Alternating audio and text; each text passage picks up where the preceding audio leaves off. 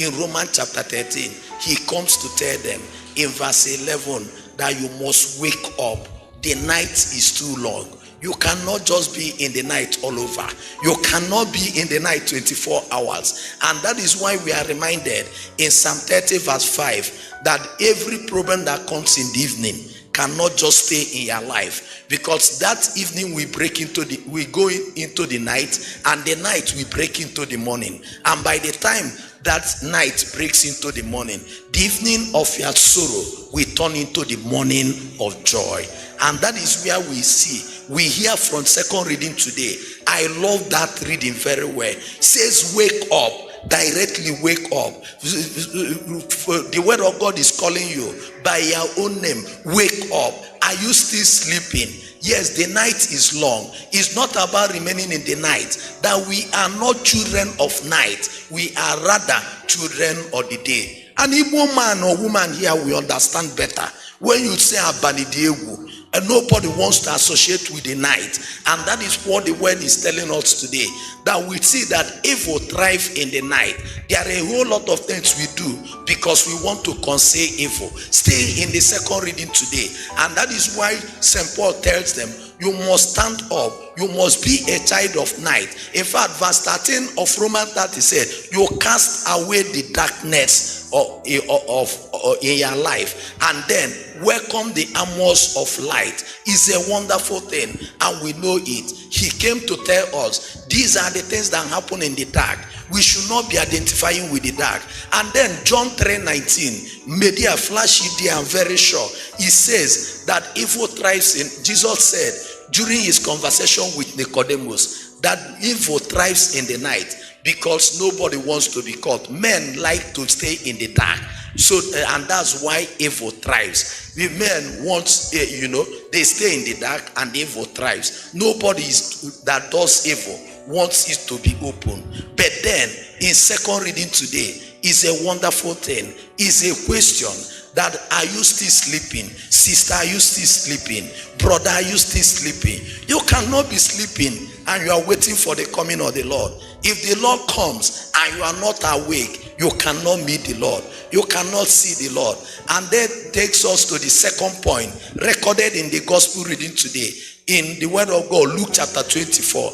And Jesus tells his listener that this time around, you must stay awake. It's not just that you wake up, but as you wake up, you must stay awake. Staying awake is different from waking up. Waking up is an action you take immediately. But as you take that action, you are now awake. What happens? Do you allow yourself to be drowsy? Do you allow yourself to doze off? You know, there is something we call sleepwalking and sleep talking. There is somebody you are like waking like that, and the person wakes. You think the person has woken up. The person will go and stagger and fall again.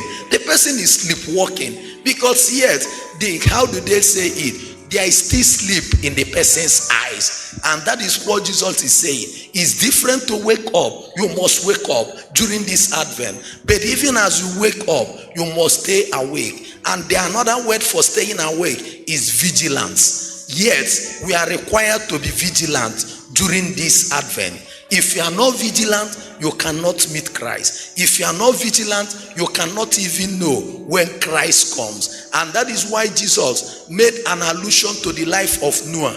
During the days of Noah, people were eating and drinking, getting married. These are human activities. There was nothing wrong.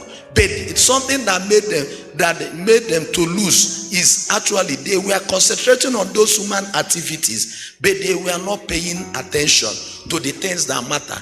Yes, it's not just about what they did. They did not do anything wrong, but there is something they needed to do they were not able to do. They lacked in vigilance, and that's where it robbed them off. It didn't pay them. It was a disservice. Why Noah that was with them?